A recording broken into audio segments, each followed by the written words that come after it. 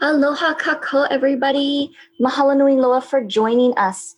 We are so, so happy to be able to have this presentation for you.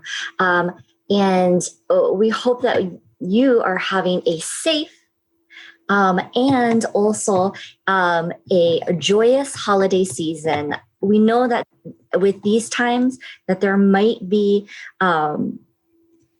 we might not feel like the holidays are the same, but we wanted to go ahead and make sure that our community reaches out to you. And through that, we are more than happy to welcome Mr. Guy Kawasaki and Mr. Andy Wang to our Mauli Ola virtual gatherings. So everybody, please welcome Guy and Andy. Yeah, welcome everyone. I'm Andy Wang. It's our pleasure to be joined by Guy Kawasaki, and I'll just give you a quick intro. Guy's chief evangelist of Canva and the creator of Guy Kawasakiʻs Remarkable People podcast. He's an executive professor of the Haas School of Business at UC Berkeley, an adjunct professor of the University of New South Wales. He was chief evangelist of Apple and a trustee of the Wikimedia Foundation. He's written, I think, 15 books: Wise Guy, The Art of the Start 2.0, The Art of Social Media, Enchantment, some great titles, and he has a BA from Stanford, MBA from UCLA, and an honorary doctorate from Babson College. Guy, I know that you've written that the guest should always submit the most up-to-date bio of the guest. Did I miss anything important? No, that's good. It's better than most. Well, it comes straight from your website. So thank you. That's why I put it out there. Well, thank you for joining us for this Mauli Ola gathering and for this Inspired Money episode. If we can jump right in, what's your earliest childhood memory of money? Well, I have early childhood memories of not having money.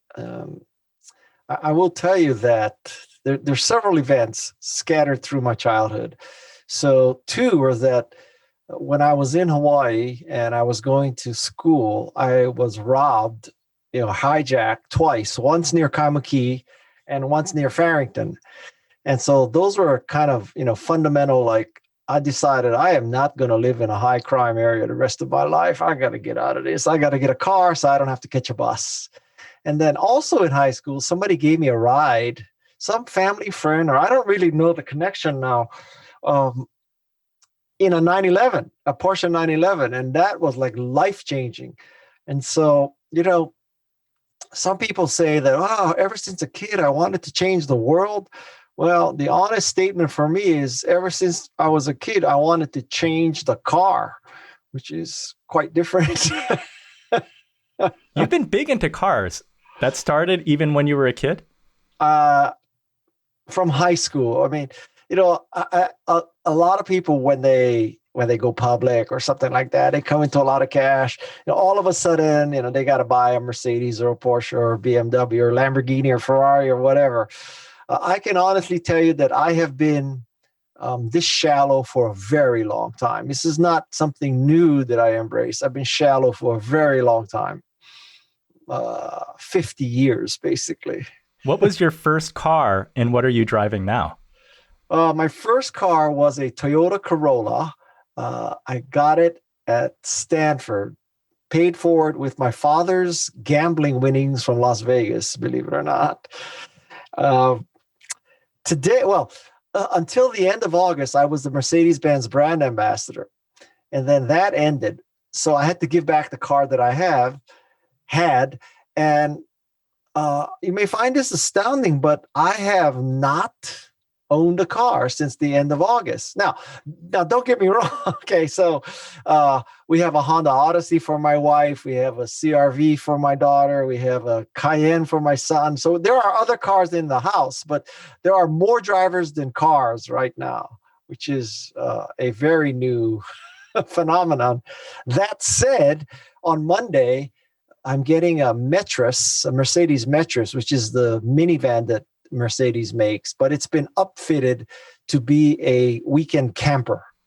Wow. So when that happens, that'll probably become I share that with my wife, but I bet she's going to drive it more than I will. So then I have to inherit the Odyssey. It's a very complicated situation. And then in a few months, my youngest son will be getting his permit. So rapidly, he's going to get the Odyssey. And then I'm going to buy something German. Sounds like a plan. So take us back to Kalihi. Besides getting robbed a couple of times, which seemed to really motivate you. Although you didn't go down the road of like studying martial arts and becoming like an MMA fighter or Jackie Chan for that matter. No. What was it like growing up in Kalihi besides the robbery part? So it's kind of interesting. So I didn't know that I grew up in a bad area. I didn't know that we were lower middle class. I didn't think we were poor. We definitely were aware that, Wailai Kahala and Kahala Mall and Diamond Head, that's where the rich people live. But it wasn't like I didn't have clothes, I didn't have food, and I was homeless and all that. So I was happy. I mean, other than getting robbed, I was happy. And it took that, my parents sacrificed. They sent me to Iolani. From Iolani, I went to Stanford, and the rest is history. So I don't hold myself up as an example of lifting myself up by my bootstraps out of object poverty. That would be an untrue story. On the other hand, I'm not Donald Trump or his father gives him $10 million and says, try to make $1 million out of 10 million. I read you say that it's kind of difficult to explain what an entrepreneur does to one's children. I know that you have 4 kids. Yeah. At what point in your life did you decide that you wanted to be an entrepreneur? I think that happened in college. Maybe even before college. So I was at Iolani, and this is 1972. And you read about the beginnings of Silicon Valley and Hewlett and Packard and Intel and National Semiconductor. Apple had not yet started. But, I think one of the things that why I encourage people to, if they can, leave Hawaii and go live someplace else is because it broadens your horizon. And so I think that if you were born and raised, went to school and, started your work in Hawaii, you have a limited perspective of the world that, you think it's all about retail and tourism and agriculture and not so much about high tech and, other things. So when I came to the mainland for Stanford, man, it was like, I knew I was in the right place for me. I did, it was a mind-altering experience. Was it all excitement? Like, what is it like for a local boy to come to the mainland for college? And because some people get homesick, they miss home. Yeah. For you, it sounds like not me. You didn't have that at all. Not me, man. It was hallelujah. I mean, there was none of that. I didn't long to go back to Hawaii to the simple way, all that. I wanted to start the next Hewlett Packard, Intel, National Semiconductor, Atari, Commodore, whatever. Yeah, I wanted to start a high-tech company. You're supposed to be studying, right? Give us some examples of things that you saw that were just so different from back home that were blowing your mind. Well, now we're going to go back into my shallowness, but I very distinctly remember that Stanford, they used to have this parents' weekend. And so, lots of parents flew in, but lots of parents drove in. And so a lot of my friends were from LA, and their parents would drive in for this Parents' Day. And one parent in particular, a doctor named Nobuyuki Kawata, he was a cardiologist out of LA. And he pulls up in this Ferrari. And I said, this is it. I mean, this is, this is it. This is, people drive Ferraris in California, man. They're not, they're not trying to just get a Japanese car. They're not even, it's like beyond a Cadillac. And so all your audience is thinking, man, Guy is such a shallow person. Well, what can I say? I am what I am. But yeah. So when I saw that Ferrari, I said, oh boy, you got to study. You got to work your ass off because, man, anything is possible in California. But you didn't become a pulmonologist. At this time, did you have... I can tell you a story why.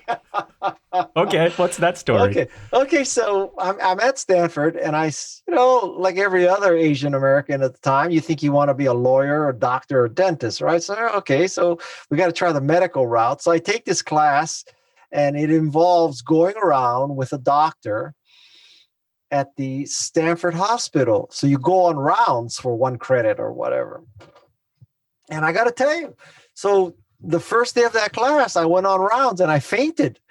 And I said, Guy, you cannot be a doctor. I mean, you can't even walk around the friggin' hospital and you faint. So like that took medical off the table. And then, like any proper Asian American, you had to turn to law. Exactly. And that I lasted 2 weeks in. I couldn't stand it. I quit that. So, yeah. Tell us about, what was the first 2 weeks of law school like? Well, it was my perception, and this is a long time ago. My perception is basically, they tell you, well, you're highly qualified, not me. I mean, they tell the class, you're highly qualified, highly selective, intellectual people, but basically you don't know shit, and we're going to remake your mind. And we're going to intimidate you, and, we're going to call you in class, and we're going to rip you. And my ego at that time was so, shall I say, unformed that I could not deal with that. I was intimidated by law school, really, seriously. I've gotten over that, though. I'm impressed by the decisiveness. Did you always have that? Or was it just such a bad experience that you had to get out of there? No. Yeah, I mean, you can spin it as, oh, Guy, you were so decisive. You knew what you wanted. So you said that you were in a bad place. You made a bad decision. So you corrected it because of your courage and all that. That's bullshit. I mean, I was just so miserable. I had to get out of there. So what did you do when you left law school 2 weeks in? 2 weeks in. So I went back to Stanford and I worked for Dr. Phil Zimbardo, running one of his psychology classes. And then after that, I went back to Hawaii. My father was a senator in Hawaii, so I worked for the lieutenant governor's office in Hawaii. And then the following year, I went to UCLA to get an MBA. And you never had any interest in politics? Well, my father was a senator, as I said, so I saw what it took to be a politician. And I have zero interest in politics, like absolute. I have a negative amount of interest in being a politician, none whatsoever. I don't have the patience. I don't have the manner. I don't have the, I cannot lie. I mean, I would be a horrible politician. I mean, and like right now, you watch some of these politicians, and these are at the top of the game, right? They're in Congress, they're representatives, they're senators, and you watch them just do freaking backflips. I mean, there must not be a vertebrate in the U.S. Senate, because you can just see them folding themselves over, saying that, the election was rigged and, all this kind of stuff. And like, they don't have backbones. They do not have backbone. I could not do that for 5 minutes. I am still curious. because I know that you went back to the mainland. You were working in jewelry, even though most people know you today for having worked at Apple and being an investor in Silicon Valley. But that's not where you started at first. No. Well, I was at UCLA, and UCLA, it was a 4 days a week schedule. So the fifth day, Friday, was always open. And so I have 3-day weekend every weekend. And as I said, I came from a lower middle class family. So it's not like, there was an endowment for me. So I took a job with someone I met from Hawaii, literally counting diamonds in a jewelry manufacturer. And after I graduated, I stuck with that job. So I did sales and marketing for a jewelry manufacturer as my friends were going to banks and consulting firms. Having said that, I tell you, that was a great experience because in the jewelry business, we were a manufacturer. So we made jewelry that we sold to retailers. We didn't sell to the public. And it is a very challenging business. It's a non-trivial hand-to-hand combat business. And so I learned to sell, and that has been a useful skill for the rest of my life. Did you get into sales because you saw that the salespeople were driving the nicest cars? No.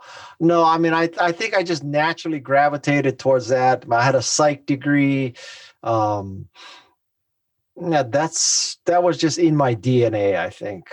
It wasn't so rational as well. Well, first of all, I had no talent as setting diamonds or, polishing rings or anything like that. So I didn't have any physical talents. There was an IT, infrastructure there. We had mini computers, but that wasn't it. So, sales and marketing, that's me, baby.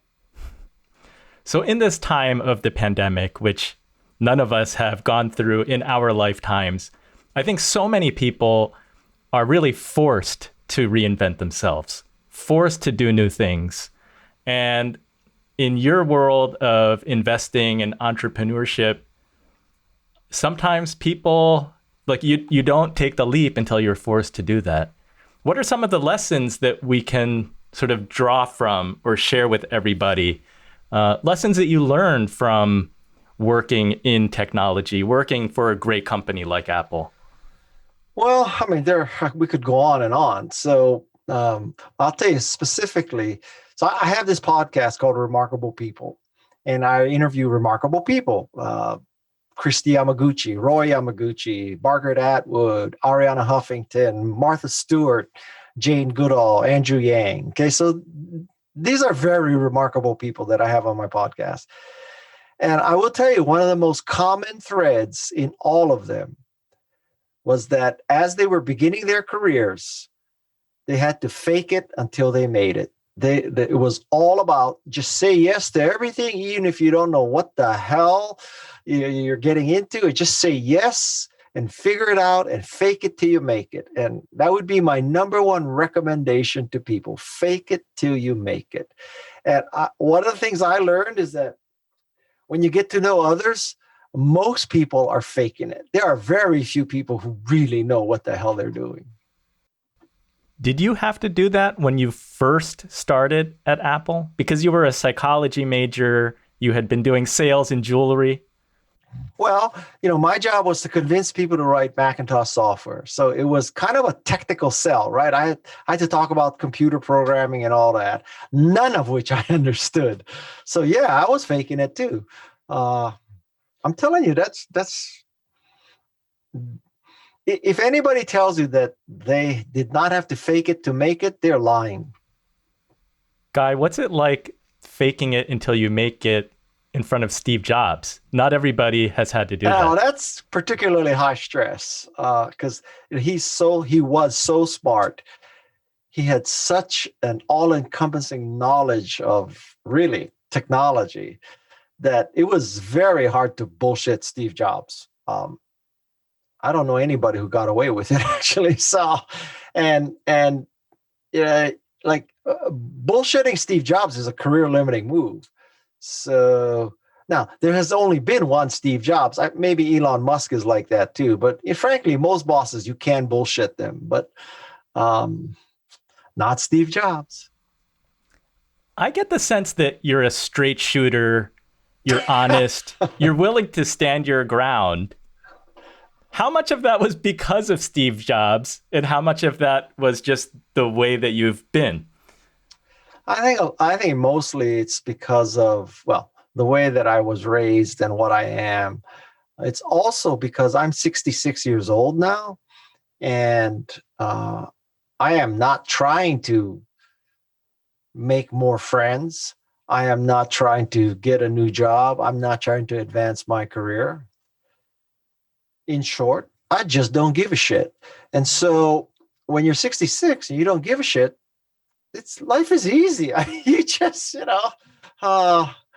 can just tell it like it is. And so that's where I am right now. That's my mindset. I turn people down. I accept things. I don't, like a lot of people try to say, well, come to, I don't know, Singapore, because Singapore is, a great economy, and we'll introduce you to the assistant minister of economics. And, there's a lot of strategic relationships you can make. And, and I tell them, listen, I have a speaking fee. This is my fee. If you don't want me, don't pay. If you want me, pay. But don't tell me it's about strategic stuff, because at 66, honestly, I'm in reaping mode. I'm not in sowing mode. Okay. So it's pay to play. I hear Maseratis in Singapore are like Toyotas driving around everywhere else. Oh, is that right? Yeah. That's what I'm told. What a waste, though. You can't even go fast in Singapore. But yeah. So, Guy, are you an eternal optimist? Eternal is a long time, right? I mean, someday I'll be on my deathbed, and I probably might not be so optimistic then, but I would say I am generally an optimist. I definitely see the world as half full, not half empty. And I try to take the high road. I think the high road, believe it or not, the high road there's not a lot of traffic on the high road. Just let me put it that way. So it's a good path to take. Yeah, well, I mean, it can be. Not always the easiest path. No, not always the easiest. So you wrote in your book, and I can't remember which one now. My apologies. I probably can't either. Well, 15 is a lot to keep track of. No kidding. The genesis of a great company is answering simple questions that change the world, not the desire to become rich. Yeah. That's in the art of the start. I can tell you that. So what I mean by this is I think that a lot of people look at Microsoft or Apple or Tesla or, whatever, and they think, oh, Elon Musk had this great plan. Steve Jobs had this great plan. Bill Gates has this great plan, that Steve and Woz were sitting there and they say, okay, first we're going to make personal computers, and then we're going to make a tablet, and then we're going to make a phone, and then we're going to have a retail store, and then we're going to have cloud-based apps and all that. Let me tell you something. At the start of all these companies, it was two guys or two gals or a gal and a guy. They were in a garage, and all they were trying to do is make something cool. They were trying to, they're looking at mini computers and saying, wow, there must be a better way. Well, why are we stuck in a large company with a dumb terminal? And that's a very simple question. So what I'm trying to communicate to you is that, don't look at the final product, Apple, Microsoft, Facebook, Hewlett Packard, anything, and think, so from day one, they knew what they wanted to be. Not at all. I mean, Hewlett and Packard were making oscilloscopes for Disney. They had no idea that someday they would be what they are. And I think that's a very important lesson. So, two guys in a garage, a guy and a gal in a garage, two gals in a garage, they may, just try to make something really like a useful place to aggregate websites. And you wake up one day and it's Yahoo. So, you never know. You just never know.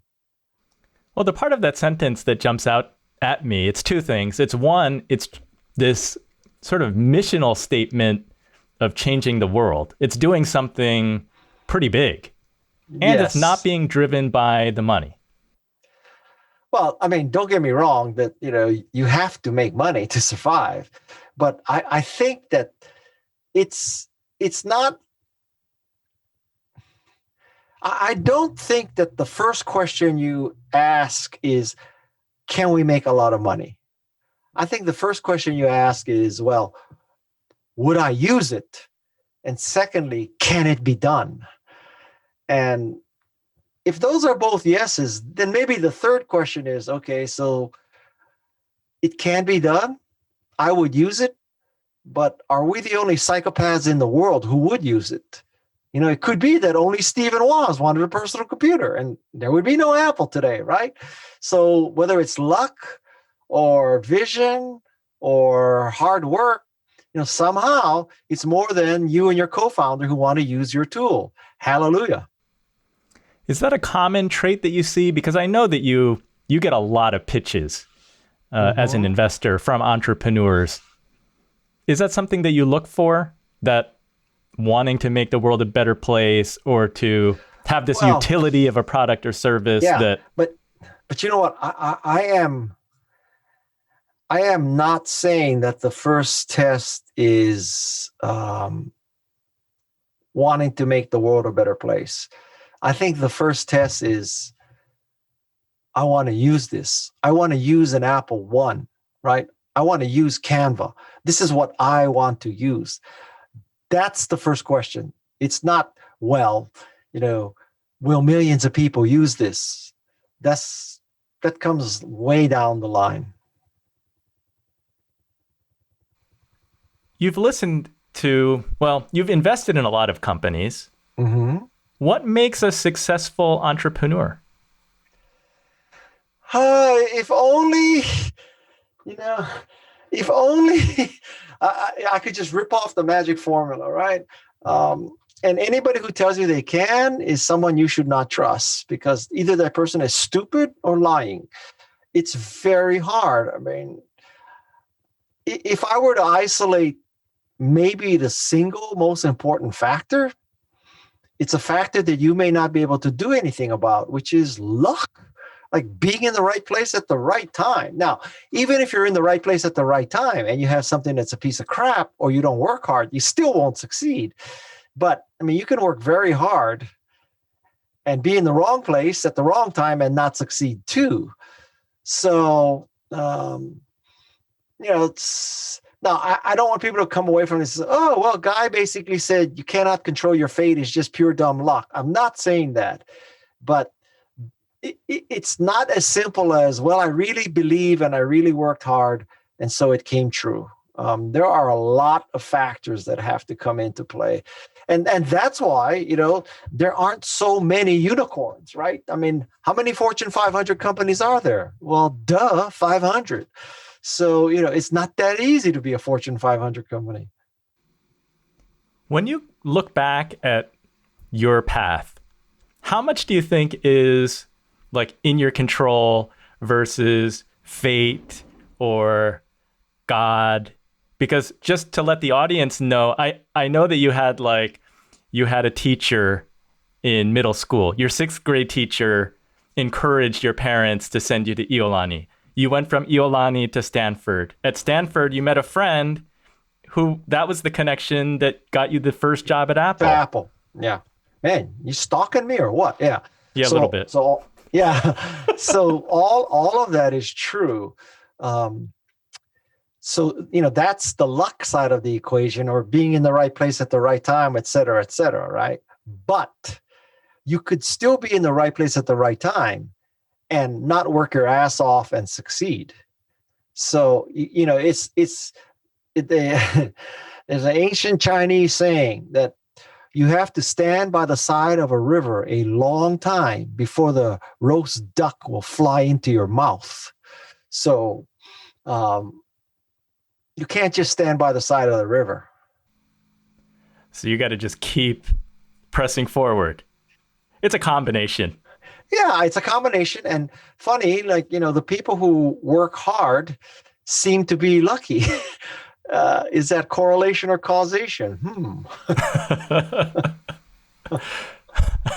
So I wonder if you have tips for our viewers and listener today, because Art of the Start, you give so many practical tips. It was more practical than I expected. I mean, it's like you're telling me how to put a PowerPoint presentation together. You're telling me if I'm fundraising and the fundraiser tells me something, you're decoding that. You're like, well, this is what they really mean. Yeah.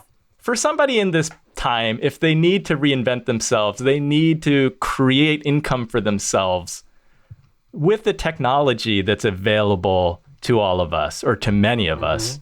Like, what's your suggestion for somebody getting started? Because I think we live in a world where you can start a small side hustle just and test it and see what happens. And there's nothing wrong with that.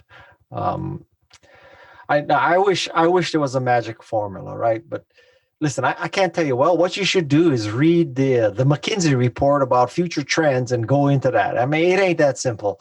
So on the one hand, it's to be sort of quote unquote marketing driven, to look at the markets, the trends, the technologies, all that kind of stuff. On the other hand, there's the, follow your passion, follow your vision, and the money will come. Those two things are often in complete and utter disagreement. So which one do you do?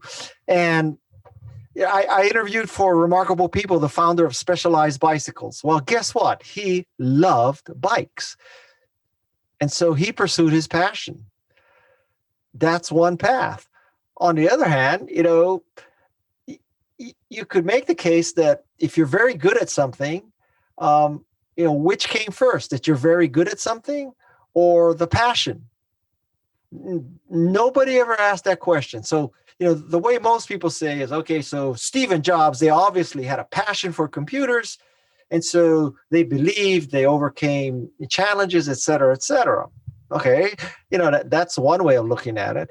But, you could also make the case that if you start doing something and it succeeds, you will get passionate about it. So to take an extreme example, let's say that you have a degree in computer science, and for some reason you take a job at a company that's selling pet supplies online. Okay, so you entry-level engineer, and after a while, you're moving up in the ranks, senior engineer, maybe you're even a department manager. You're working on whatever, and meanwhile, your petsupply.com has just exploded. There's a pandemic. People can't visit other people, so now they have more dogs, and they're spending more on their dogs because what else are they going to spend money on? Whatever. I'm making all this shit up. So now petsupplies.com is just exploding.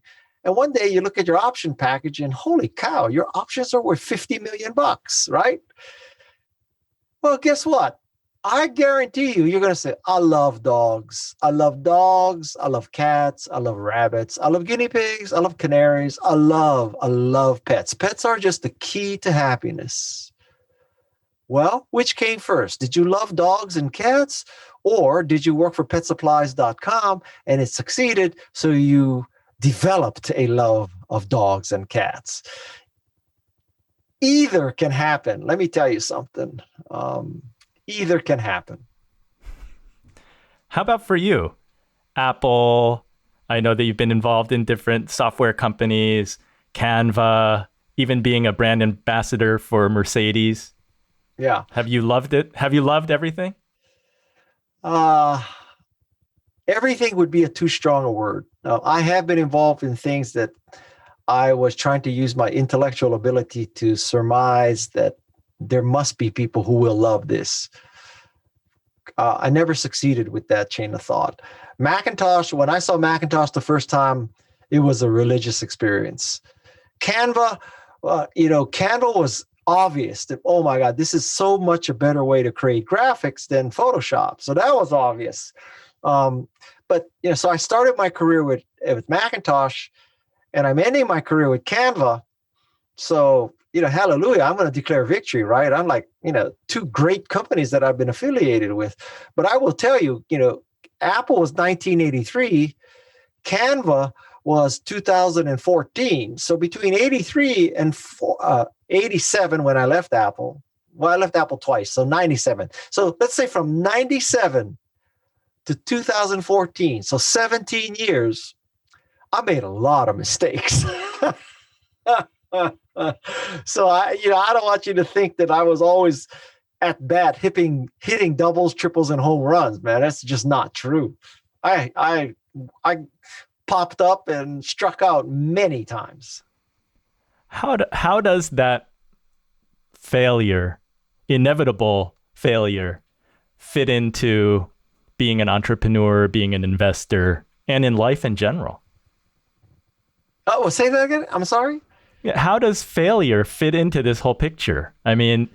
Well, this is a deep subject. So, there's a body of thought that says it's okay to fail fast, pivot, all that kind of stuff. I think that is much too callous an attitude. It's not okay to fail. You ruin people's lives. You waste time. You waste money. It's not okay to fail.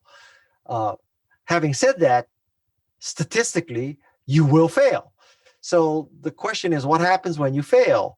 And I think that, the good case of failure is that you learn something. So you learn how you failed, why you failed, and you don't make that mistake again. So to summarize, I'm not telling you that failure is okay. It's not okay. But if you are going to fail, you should get something out of it, which is learning. So you could make the case that the opposite of success is not failure. The opposite of success is learning. You're always learning, huh? I try. So I have one question before we go to Q&A. From Kalihi to Silicon Valley, how has your definition in view of money, how has that changed? Not much. I think that, I'm not saying that money can buy happiness, but poverty can't buy happiness either. I think money can buy you experiences, and it can buy you freedom, and it can buy you time, because you can pay people to do stuff you don't want to do. So, I am not a freaking saint who's going to tell you money doesn't matter to me. Money matters to me. And, I am what I am. That's what I am. And I don't know if Stacy's going to pop in with the questions. If not, I do have one more thing for you, because I know that you say that you're an introvert, but your daughter, Nohemi, talks about how you talk to people while surfing. Yeah. And will even invite them to your house. What's that all about? Like I said, I'm 66 years old. I don't give a shit anymore. I like to help people. I default to yes. I believe in the rising tide floats all boats. But there are some people who love to go pre-pandemic, right? There are people who love to go to networking events, love to go to parties. They always have to be the center of attention. Not me. So, don't confuse if I meet someone surfing who I really like, and, we share this thing called surfing, I suppose an introvert would not even have a conversation out in the water. So, maybe I'm not an introvert, but I'm not the extrovert that, is making the going to the Monday night networking event in the Santa Cruz tech community, right? Yeah, you want it to happen more naturally. Yeah, or one-on-one. I am not.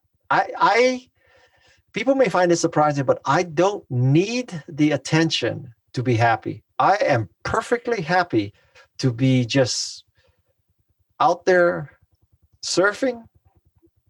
And this even goes to cars, so some people, when you buy an expensive car or a nice car, you want to be seen in it, right? I don't care. I just like having it. I could just keep it in a garage and, only my family knows I have that car. I do not need to be seen in it. In fact, it's kind of a negative to be seen in it. It's for you. It's not for others. It's for me. Yeah, it really is. It's not because I think that's going to improve my self-image. Some people love painting. Some people love cars. I love cars. I love surfboards too. So that's what I am. In The Art of the Start, you talk about the importance of invoking reciprocation. Is the is making connections, like how important is that? Depends on what part of your career. I mean, not when you're 66 years old, it doesn't matter anymore. I mean, although I still make a lot of connections, but when you're younger, yeah, it's crucial because, that nerd you're talking to may be the next Steve Wozniak. Yeah, you never know.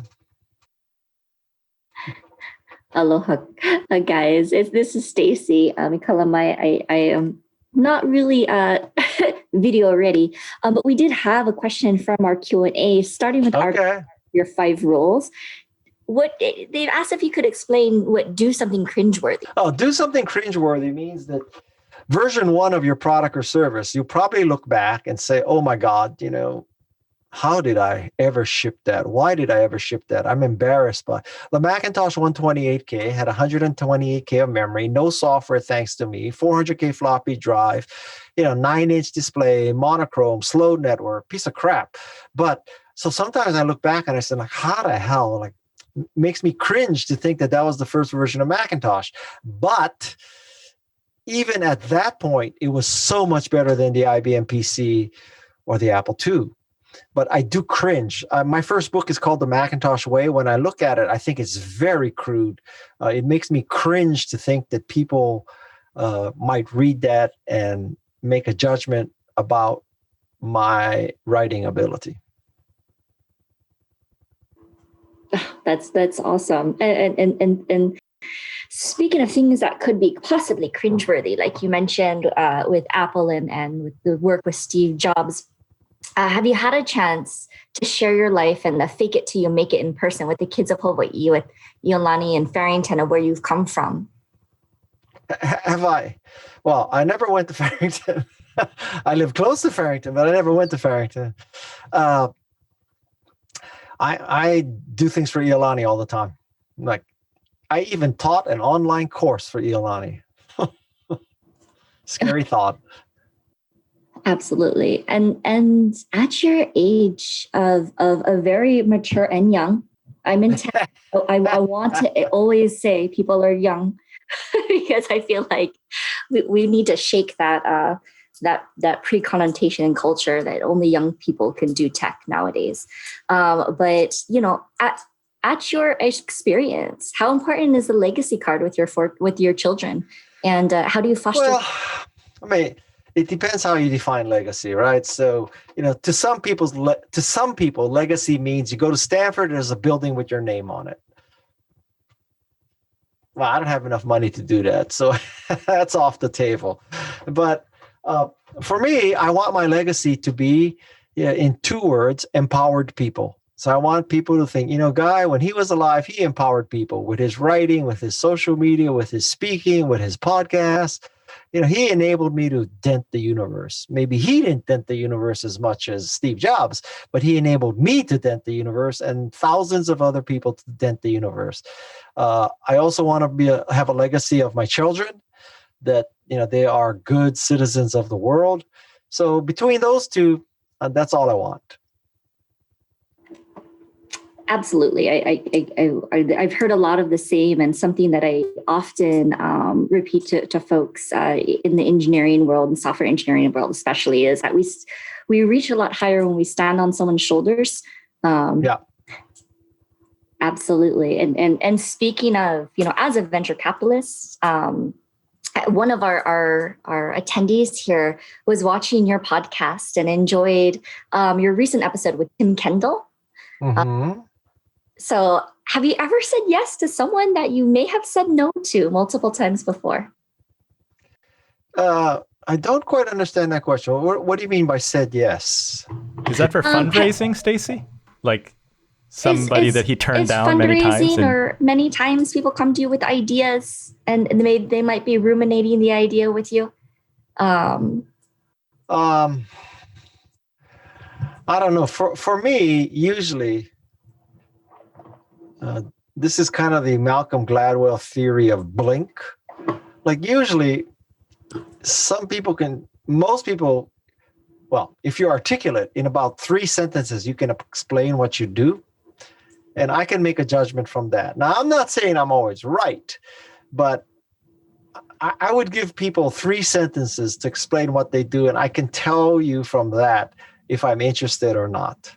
And believe me, I'm the guy who turned down, an opportunity to interview for the position of CEO of Yahoo. I left Apple twice. I turned down Steve for another job. So it's not like my decision process is infallible, but I can decide after 3 sentences and 60 seconds. What are some of the items that go into that decision? Because I know a lot of the things we always. Well, I most of it is, would I use it? And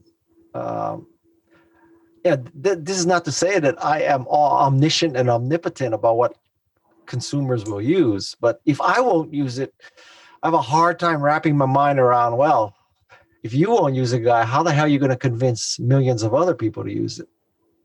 Guy, in that quick decision making, is that how much is the head, how much is the heart, how much is in the gut?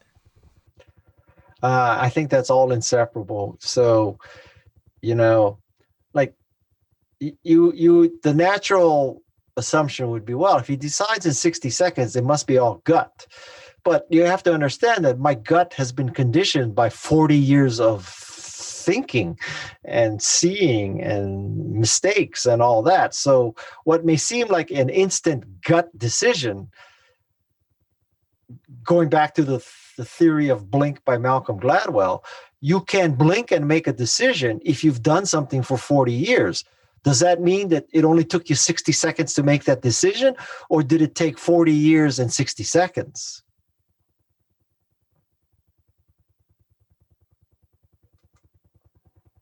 You're muted. Mahalo nui for joining us. And with that, it's my pleasure. I think we're going to walk away with, you've got to trust your instinct, because your instinct's not just emotional. It comes up with everything before you and everything that came before you.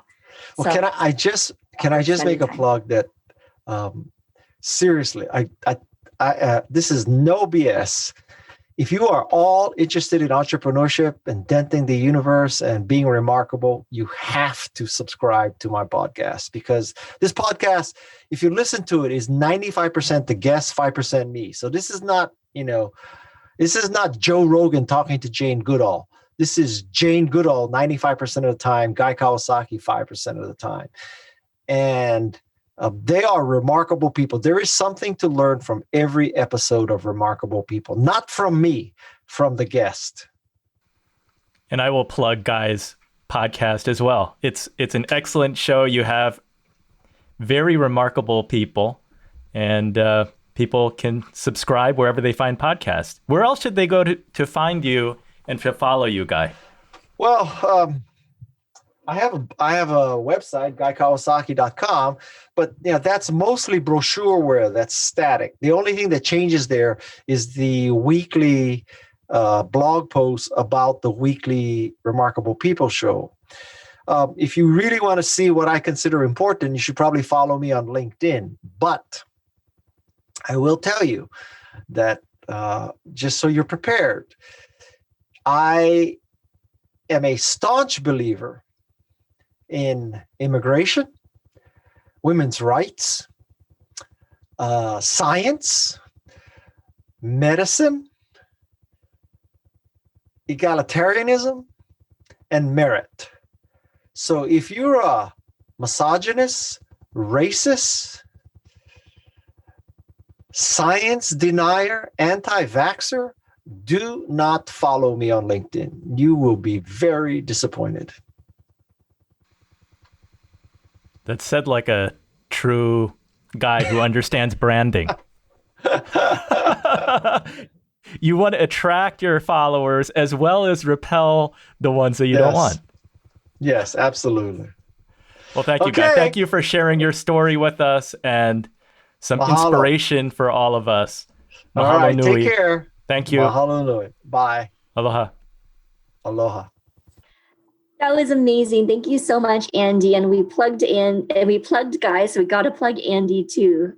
Go check him out on his podcast. Actually, Andy, why don't you go ahead and give us a good rundown of your of my podcast, everyone can find me at inspiredmoney.fm and, of course, Hālāwai.org. But thank you, everyone, for joining us this evening. I hope that you found it informative and entertaining. It was a great privilege to be able to have a conversation with Guy. I've sat in an audience before, actually a pretty big audience of probably 10,000 people, where Guy was on stage. So to be able to have a one-on-one conversation with him was a lot of fun and a pleasure for me. So I thank Stacy and Chris Kato for organizing, and Chris not only helped invite Guy this evening, but he was feeding me with all kinds of research, which I probably did not live up to his expectation. He sent me so much stuff, and I read 2 books. I listened to all the TED Talks that he sent me. I listened to a Leslie Wilcox interview, which was all fantastic. So thank you, Chris. Thank you, Stacy. And thank you to everyone for joining us this evening. Stacy, you've got to plug upcoming events.